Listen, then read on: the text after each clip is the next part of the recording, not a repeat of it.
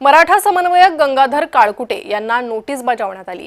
छगन भुजबळांच्या बीड दौऱ्याच्या पार्श्वभूमीवर ही नोटीस बजावण्यात आलेली आहे। भुजबळांची शुक्रवारी बीडमध्ये महाएल्गार सभा होते। गंगाधर काळकुटेंनी छगन भुजबळांना इशारा दिला होता। बीडमध्ये पाय ठेवू देणार नसल्याचा इशारा त्यांनी दिला होता।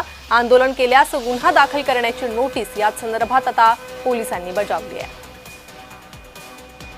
तर पोलिसांनी छगन भुजबळ यांच्या सभेच्या पार्श्वभूमीवर गंगाधर काळकुटेंना नोटीस बजावलेली आहे।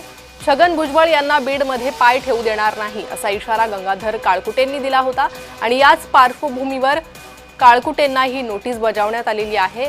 आज बीडमध्ये ओबीसी महाएल्गार सभा होते। छगन भुजबळांच्या नेतृत्वाखाली ओबीसी एकवटणार आहे। बीडमध्ये या महासभेचं आयोजन करण्यात आलं।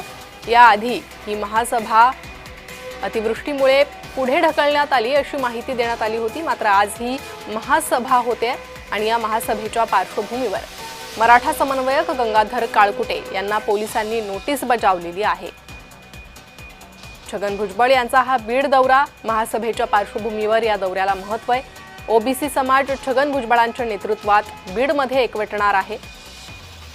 त्यामुळे आंदोलन होऊन परिस्थिती चिघळू नये या पार्श्वभूमीवर ही नोटीस बजावण्यात आलेली आहे।